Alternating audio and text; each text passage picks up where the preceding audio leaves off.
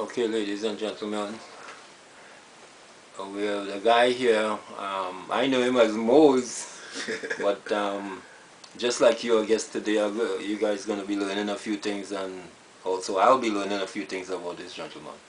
So I think it's only safe I could ask him his name more formally than I did some of the others. So if you want to tell the people your name. Well, my name is Anthony Lewis.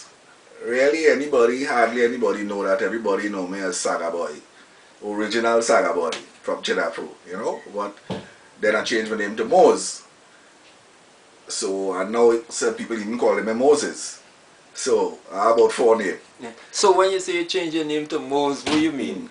Well, is that your entertainer name, or is that an official name? Well, that name really come from in Chinapoo. We had a couple brothers always used to rhyme together and play small goal. And my name was Jam Forces. You know what I mean? And with that small goal, bro, they can't beat you at all. So just so one night we decided, you know what, let me just change my name. And that is how the brothers changed me. It had Nico, it had Prowler, it had Obi. I changed my name to Mose. And it had a couple other brothers, and that's how that name stick with me from there. So from Saga Boy I went to Mose, and Mose stayed with me all my life. But what really happened with the Moses is that when I start my band, which we will talk about a little later, it was it wasn't flowing a Mose Revolution. So I turned it to Moses Revolution, so it have a little more flow. So then, Moses Revolution. More marketable sense. And that's how the Moses come along, So I end up with 4 names. But I always say, you could call me anything. One thing, call me collect. So it's all good. Yeah, so, well, and these names they call all Chinapoo.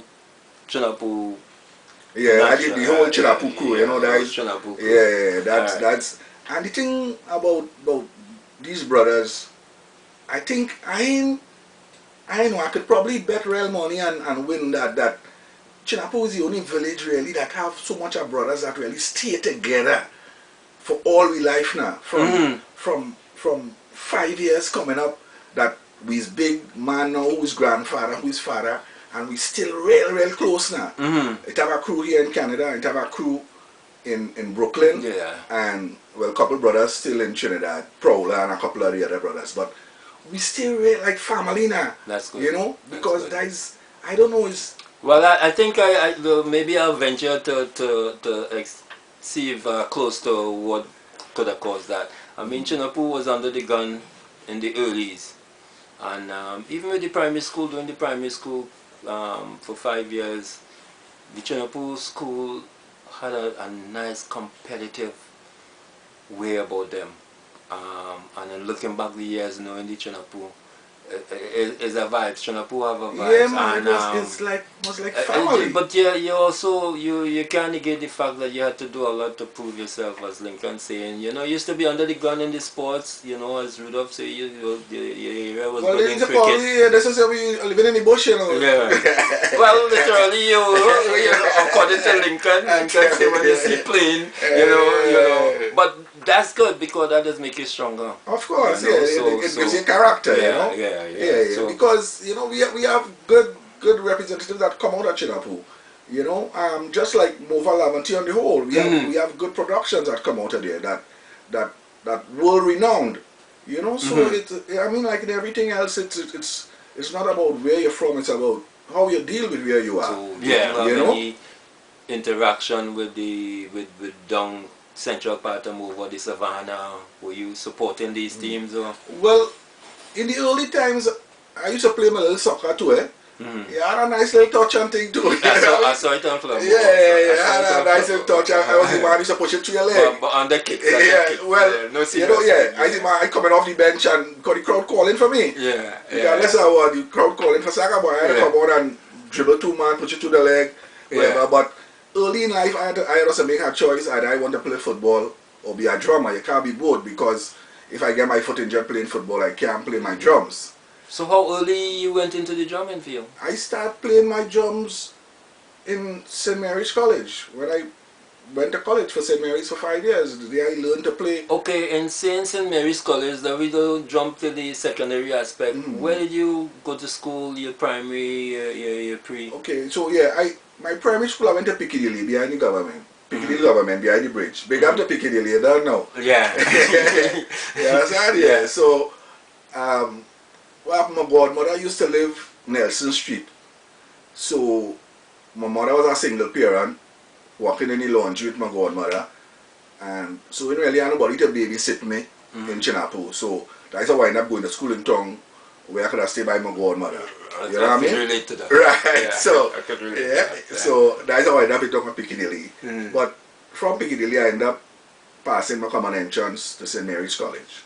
And so I went there for 5 years. And so you're a bright guy? yeah, man. It's just that I choose to be a full-time musician, but you know, your parents just want you to be this and that. I had the opportunity. I mean, I was doing good in school. You know, I made my parents proud, but my father was a musician and it was in my DNA. Oh, okay. So, you know, it was chosen for me. And you can't run from your chosen path. Yeah. You know? Yeah. And so, I really started off playing African drum.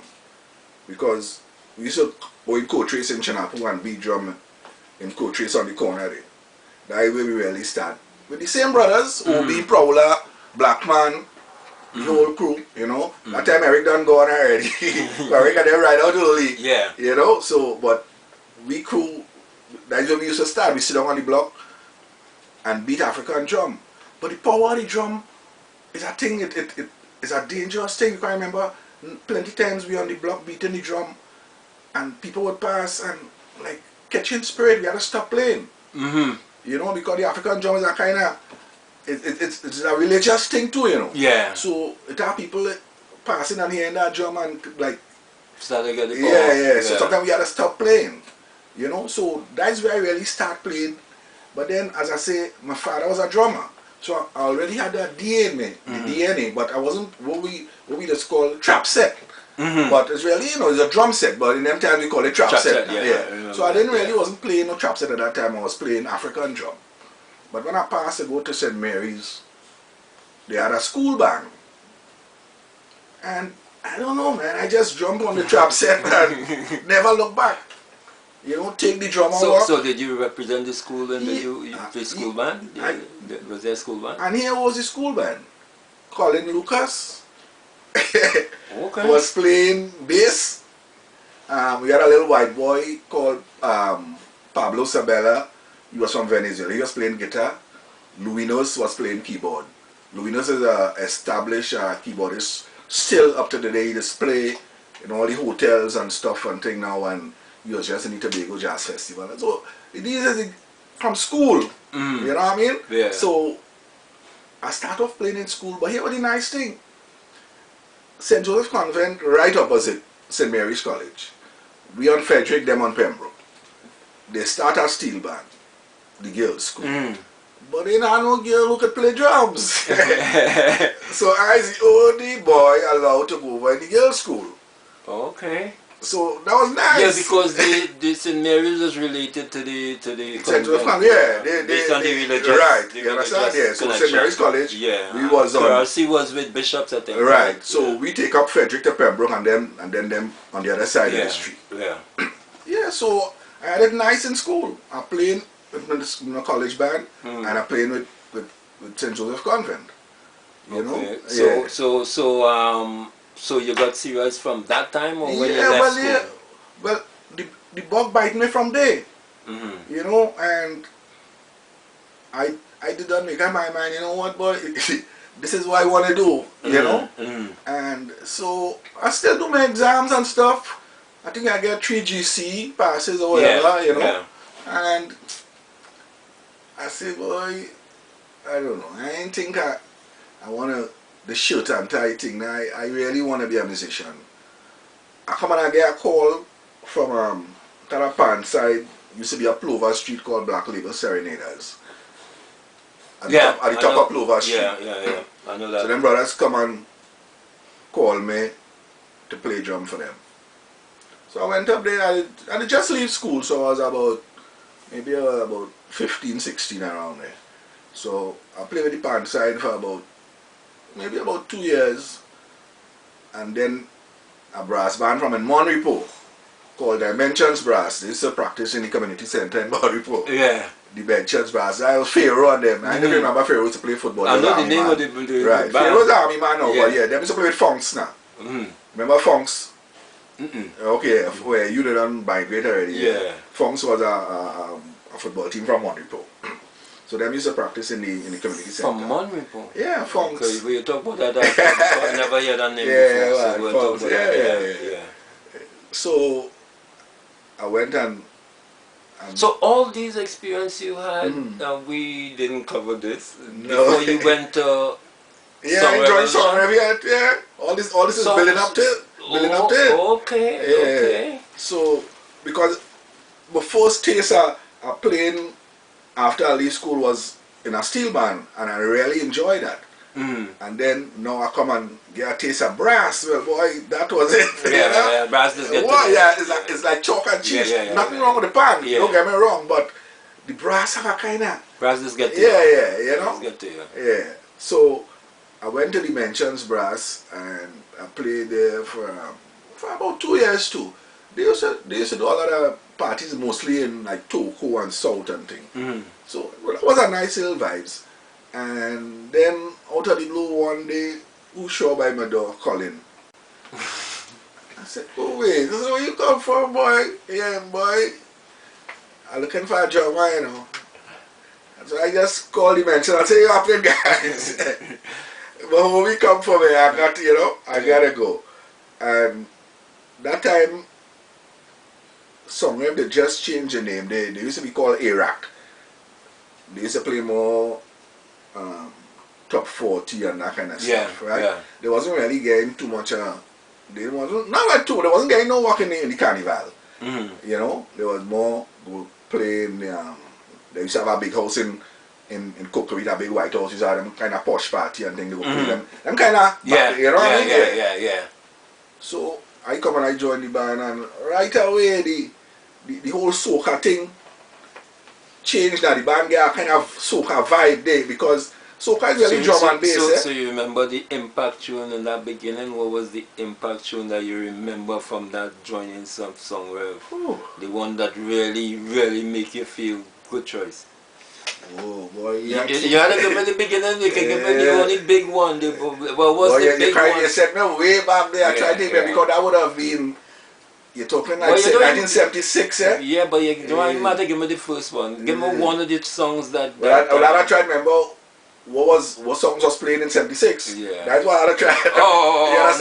I didn't need it that specific. I just need idea, because just now you cover a song there that I knew, and that was a hot number too. You know. Okay. So no, well, I think so let me say one of the greatest songs that we ever do that people always look forward to in a Sound Rev party would have been a shadow song we did over a come out a party.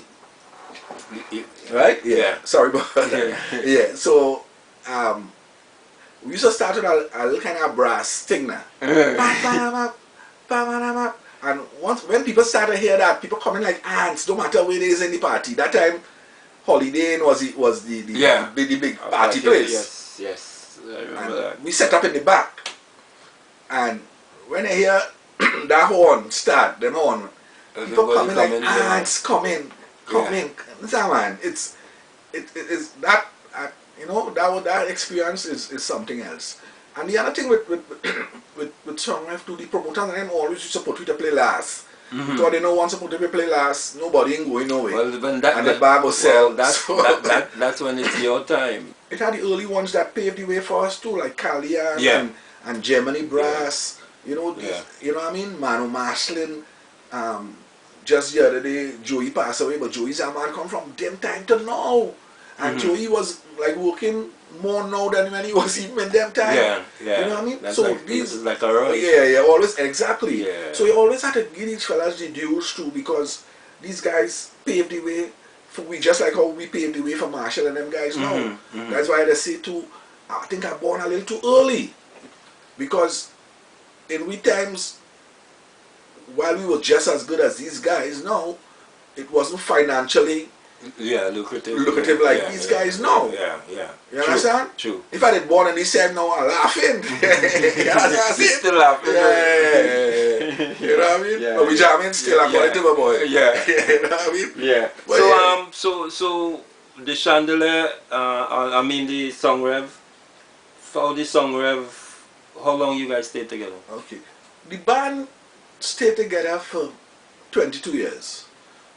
I joined the band in 1976, and our last performance was in Canada here in summer 1998. Oh, in Canada? Yeah. So when did you start coming to Canada? I remember when you came in, but I can't remember exactly when. We started coming to Canada in 1986 when we had Shake It. Because that was a big song. We came to the Road March in Trinidad.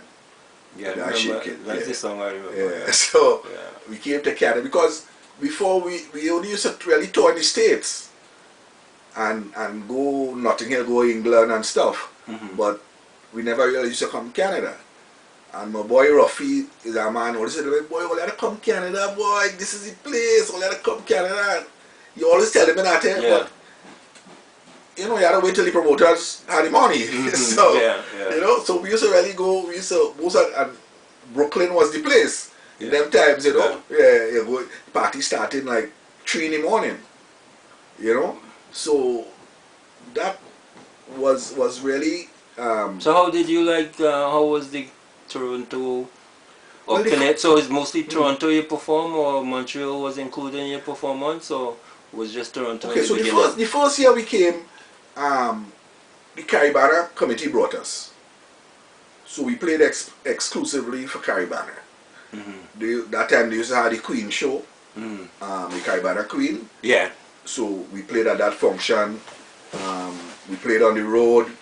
We do the island. We did the full works. Caribana. So that first year we come and we really established ourselves. And the people really fall in love with you. I remember that first year too, on University Avenue, we had a run the truck with we too. And in them times it wasn't CDs, it was albums. Yeah. And people pelting the money so to get album on University. You know, we had a run the truck, but at the best University, because it had kind of vibes to that, especially when it wanted that tunnel too. I don't like the look. You know, when they go on that. But no, it is not no live music on the road anyway. But coming back to Canada, the first one with the Caribana was nice, and it really went down good with the people. So we kept coming after that, yearly after that, until to the point where we were the only band really going out. We explored the whole West Coast. Edmonton, Winnipeg, Calgary, Vancouver, Saskatoon. I didn't know that. Yeah. So we Canadian tour. We used to tour the whole West. We never reached too far in the east. The furthest we reached in the east is Montreal. Yeah. We would do Ottawa. We would do Montreal. I think it have nothing past Montreal so for you anyway. We didn't go Montreal. So that was as far as Sound Revolution was concerned. We really became a Canadian band, because from 86 to 89, we were touring with full cast. That time we had Leon and Colin were the two frontline guys. Yeah. There was the two whiner boys, and that was the girls to come to see which one of them could outwine one another. Leon versus Colin. Yeah. You know, and in 90 we decided we had a little split in 90. Unfortunately, that is when the band come and dissolve. We didn't dissolve. We had a split. So what had happened? Split into two or well, 6/8. Okay. Yeah, you know what? We were trying to probably go full professional, and some of the guys in the group had very stable jobs and couldn't really make that kind of commitment to leave your food on your table and you ain't sure, you know. Yeah. So which was quite understandable. So, you know, we part merry ways. Where we were all shareholders in the band. Mm. So we had acquired a lot of assets over the years. So what we did, based on how many years you were in the band, you were allotted a certain amount of shares, and we sold everything and divided up the money. And then And all that time you were from over? huh? You were from over all that time? All that time. Was there anybody else from over in the yeah, I had my brethren used to play trumpet, Pablo from Kajuka Street. Robert Paul is really name. Okay. We call him Pablo. He live in Miami now. He was the only other mover man. Yeah, that time I driving, so he man used to pick me up. He had a little Viva, we used to call it the Soca boat. No worries. He used to call it Kajuka in Chinapoo. Yeah. So flying, he picked me up, we gone. He was playing first trumpet. So, so he was there when that whole... Yeah, but well, most of the guys who couldn't go is men who was working on the port, because it's called me, so I was the port band, you know. We was the people's band, because half of the band working on the port. Okay.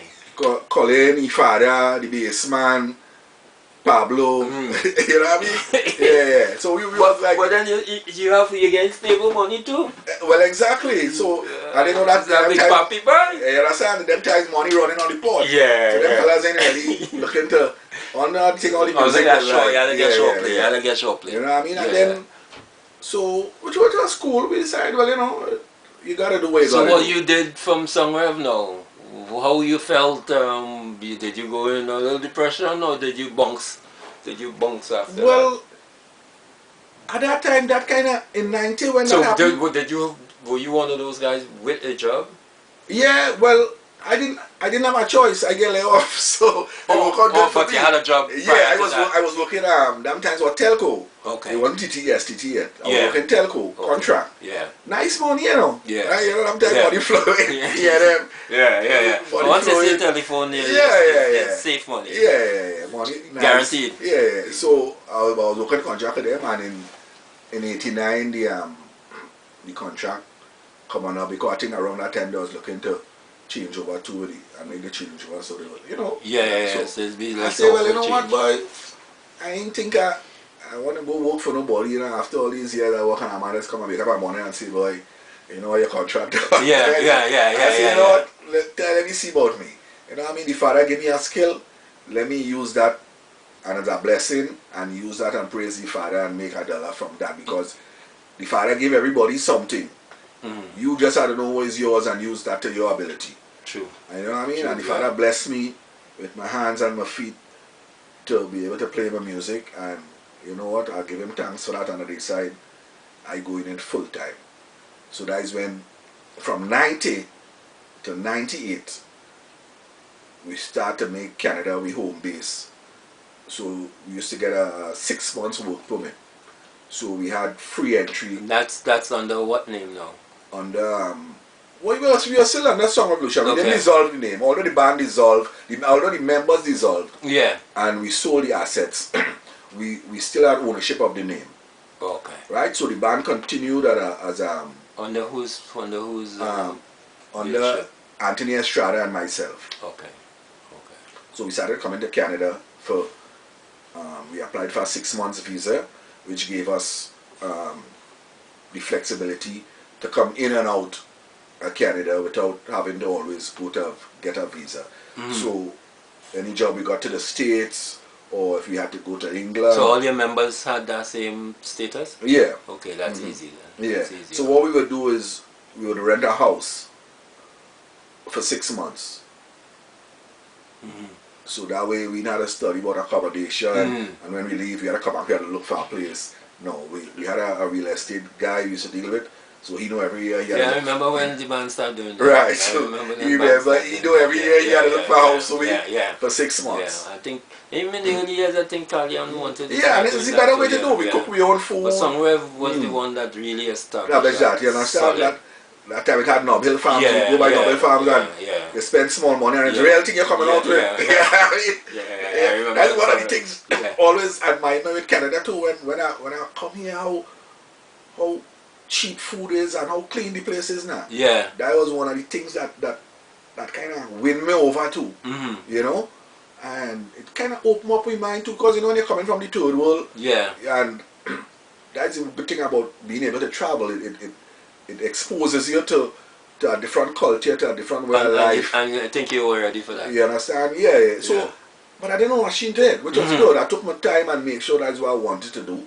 And so that 8-year period from 90 to 98 where we spent that 6 months. 6 and 6, yeah. It gave me a good foundation that when I decided to move to Canada, I had a good base to start. I wasn't starting from scratch. You know, that is why I made the choice of Canada. I could have go to Europe, I could have go to the States or Holland. I had plenty different choices I could have taken. But I chose Canada because Canada, although it's North American / European, because Canada is more European style than American style. Yes. You know, even the dress, the way they speak, it's different than North America. Although they are a North American country, the tradition is more English. So I love that, and the fact that the multicultural, like Trinidad, where you go down Toronto, you see everybody, you see Chinese, Japanese, this one, that one. Just like if you go downtown, Spain. So it made me feel like a home away from home now. Yeah. So it's not rushing. It's not the speed. It's not the speed. Yeah. You know, but it's nice. Yeah. Once you know where to go. Yeah. You know what I mean? So that 8 years fly like nothing. You know, and what happened after the 8 years? Well, after Decisions the 8 time. years, yeah. That in '98, summer was the last time we performed as a band in summer. What happened to us? My marriage was getting under a little kind of pressure, because you know when you're away 6 months, 7 months as a married man, it hard on your family. That's the thing about being a musician life and being on the road. You know, it hard on the family, and so I decided, well, I would take a 2 years hiatus and concentrate on the family and see if I could make things better. But somehow music is like a cancer, you know, and you can't really get rid of it, even though you want to get rid of it. It fit in you, And that 2 years, I was more miserable than anything else because I wasn't being me. Yeah. You know, so after the second year, well, so it wasn't good for anybody. Yeah, you know, good for yourself. yeah, exactly. You know, Yeah. so and I learned that. It took me 2 years to learn it, but I learned it, and I decided, you know what, it's unfair to my partner if I can't give them all of my time. And I really can't give them all of my time, because if I want to be a musician, then I wouldn't be here. So I had to make a decision where I really want to do, and you know, we parted, and I decided, well, I going back to my music, because that's the only thing that's having me happy and sane. Yeah. You know what I mean? Yeah, stress free. Because if it's one thing, you can have the world of troubles, but you see, when you climb on that stage, everything disappears, man. When you stay on that stage and see that the joy that you're bringing to people and see people enjoying themselves, it's like it's like in a different world. It's hard to explain. I mean, it's almost like in a big soccer game then. Yeah. You know what I mean? You feel good to please your fans, because you know they pay the money to come and see you. And the fact that you could make them happy and make them rejoice, it's a good feeling. And no amount of money can really compensate. Yeah, exactly. He's a soccer player. So you have to know that, you know what I mean? And it's not even about the money. Money, it's a certain kind of joy that's bringing inside them. And not every, you know what I mean? Yeah. And not everybody have that. Yeah. So I make that decision, okay, I'll separate and stuff and do what I had to do. And as soon as I do that, maybe about a month after, Cliff Harris come and call me to join Atlantik. That time Kurt Allen was singing lead with the band. So I said, well, only timing good, because I don't come out every time. So, you know. Yeah. And boom, I went, started to rehearse. We used to rehearse in Amara studio up in Long Circular. Amara had a big studio Well, big name band you talking about. Yeah. Staying with the top. Yeah. So we had it nice. Chinapoo was running the band. Yeah, Atlantik was a nice one. Yeah. So we had it nice playing up there with a swimming pool and thing in the studio thing. We had it real nice. Yeah. You know what I mean? I was treated real professionally. And good. So I stayed with them for a year. We do carnival. Then we come on tour. We went Turks and Caicos, in Jamaica, and I think we came to Canada. And then I went back home and I say, you know what, man, that Canadian bug bited me, boy. So that, you know, yeah. And then I had a little deputy up here, you know, I had a little deputy up here too. I say, boy, you know, there's a single man right now. I ain't like my boy, some man saying they're single and they're married. So I did married, but I did not leave. So I had a little deputy. I say, you know what, boy, I get engaged. I go in Canada. So that's how I leave Atlantik after that year, and I moved to Canada in 2001. And as I reached, my brethren and I had a couple brothers had a band playing together. They was playing in the Calypso tent. They wanted me to come and play for them in the Calypso tent. I said, alright, I ain't doing nothing. I come and that year I do the Calypso tent for them. And after that I decided, you know what, let me start my own band, yes, because I realized it had a space for that now, because I know my name good still here. And the band who was really running the tongue at that time was the Gurley. You know, great brother from St. Vincent. That's the guy who did who let the dogs out at Amsterdam. Right, so he was the hot man getting all the work, you know. But I know as a Trini man, and all the parties Trini parties, so I had to get this side of it, something got to give. You know what I mean? So I come and I was thinking about what to call the band, you know. I say, you know what? The Revolution, Sound Revolution had a really good name here, very, very good name. And I decided, well, you know what, I'll call the band Moses Revolution. Alright. You know, which will give you a kind of continuity and which should be able to open up some doors for me. So, but before that, even before, let me just go back to a couple of things that happened while we were touring here with Sound Revolution. We used to start the mass in Easter, because Ellswood James used to have that used to be the first fete after Carnival. Bringing up all the artists in Ella's banquet hall. So that is how, from Carnival, we come in straight here. So we leave in June Lent and we come in here to get ready for that party Easter. So once we establish ourselves for that, then we were one of the first bands to actually get into the Canadian market too, playing for the mainstream Canadian people now. And thankfully through at the time Joan Pierre, she was the one that kind of made that connection for me too. And that's how we started doing the Bamboo. Now the Bamboo was the hottest club. The Bamboo was the hottest club in town. For live music in Toronto. And the first year we got in there through the same Caribana people, the first year we get inside of that Bamboo, they'll never let we go after that. And Bamboo's are good then. You know what I mean? They did really, when I tell you they did love soca music in that Bamboo, that when they had the 20th anniversary, they did a CD for the 20th anniversary, and we were the only Calypso act on that CD. Okay. They did really, really love we in that Bamboo, man. That is how Roy Cape and them was able to get in there and mash up the Bamboo to continue where we leave off, because after we in 98, it had a lot. And the Bamboo was a place that was always experimenting with music. Exactly. It's the best place in town for live music. And good food too. You get wicked callaloo soup. You know what I mean? So we started to and it's an area that was not monitored as severely too, so exactly. everything was nice. Bamboo was the spot. If you once in Toronto and you're I mean I see Shade at the Bamboo. You know, so it's tough. Anybody is anybody.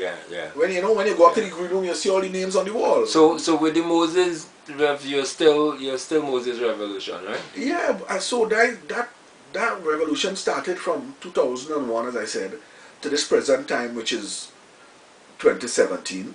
So we basically celebrated 16 years this year, and we have been able to make some tremendous inroads, as I said, due to the fact that it was a whole continuing process, that it just was a good chemistry, everything just kind of fell into place. Because you mentioned earlier that your band normally is back up most of the acts that come up for the Calypso acts and stuff coming in from Trinidad. I can call some of the artists that I work with: Sparrow, Rose, Explainer, Chalk Dust, Iowa George, Alison Hines, Rupee, Kevin Little, Lyrical. Oh, I work with everybody, man. You know, the nice thing about it is, and those acts you call, they're very particular. They are very stable acts. So you can't be shaky. No. I know you talk about Baran and Sugar Hallows. They was regulars. You know, actually for 3 years I toured all over Canada with Calypso Rose. Her manager is when you say you toured Moses Revolution, right? The band, we were the backup band. And the band is actually yours? Or, I'm the owner of the band, okay. I'm the leader and owner of the band. So, her manager, he used to be in Trinidad under Rituals Music, but he basically lives in Paris. Jean-Michel is his name. So, they contacted me because they have hooked up with a booking agency based in Winnipeg that wanted to do some festival, to put Rose in the festival arena. So they contacted me and asked, well, if I would be able to work with Rose, because they had seen the video that I had done, as I was telling you before, where I had worked with Percy Sledge and Calypso Rose. We had opened for the Temptations. So some big ones I know, man. You know. God bless me with some real big God bless me with some real big ones. So they had seen that video and they had called me, and Rose had said she would like to work with the band.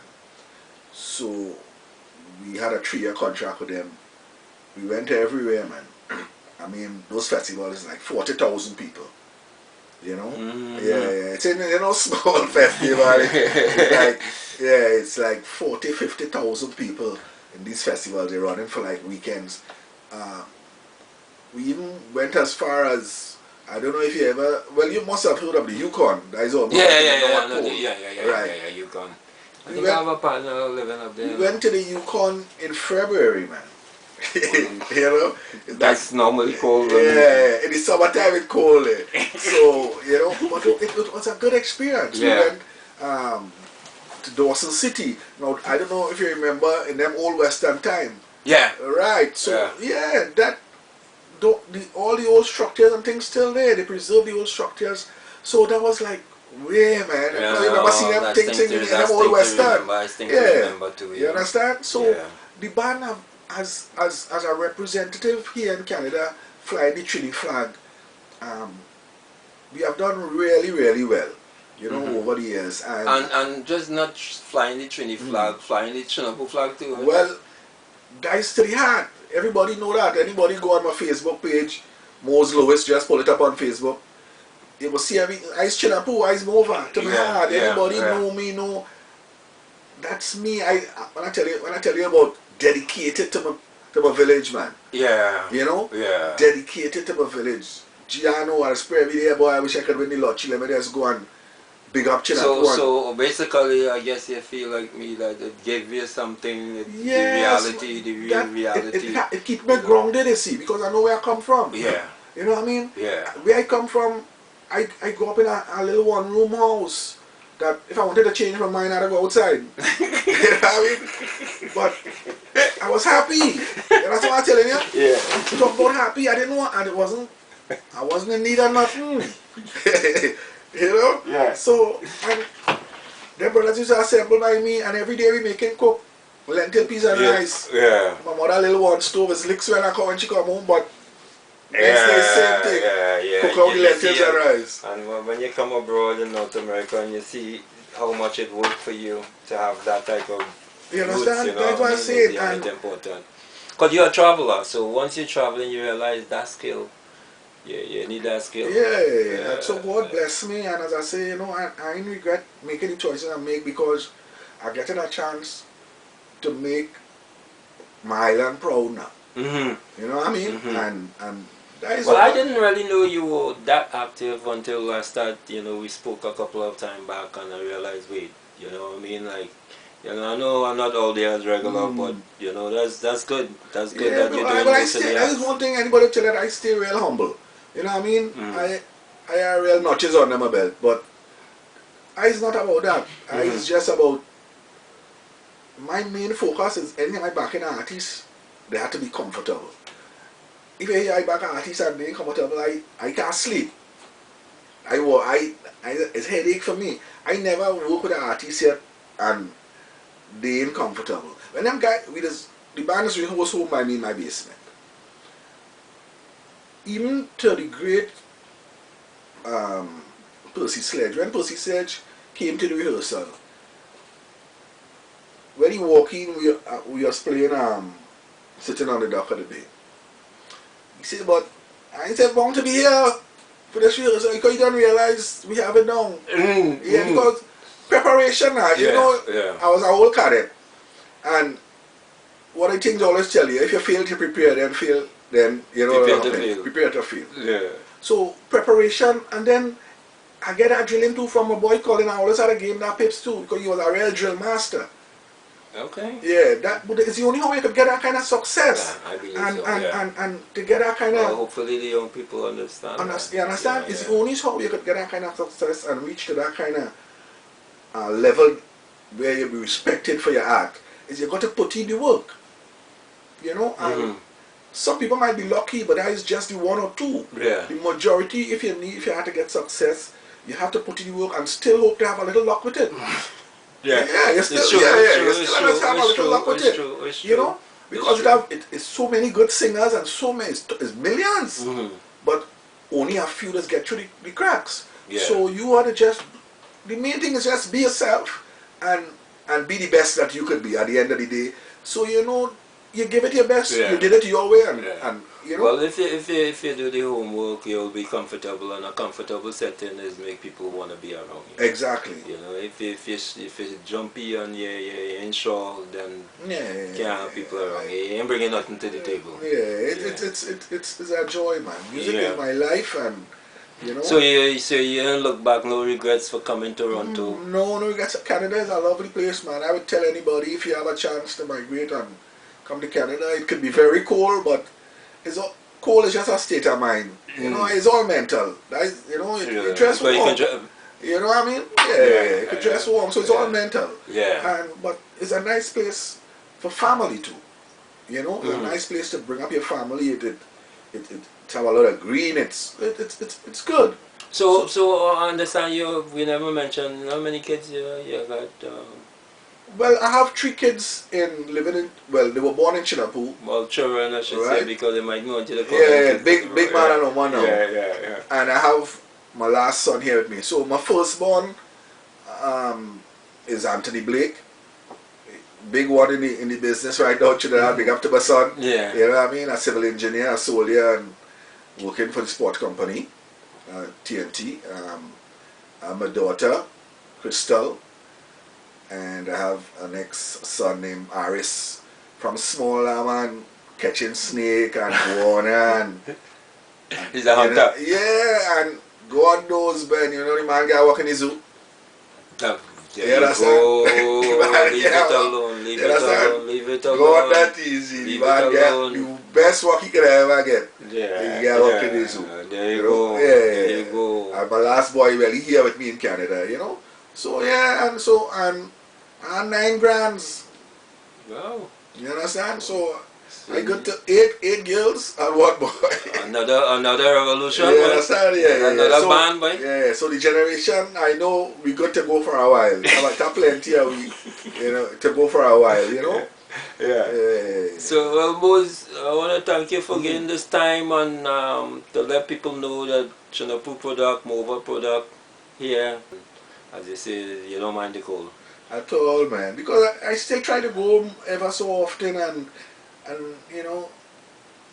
when I go home, it's one place I go in. I go in Chinapoo.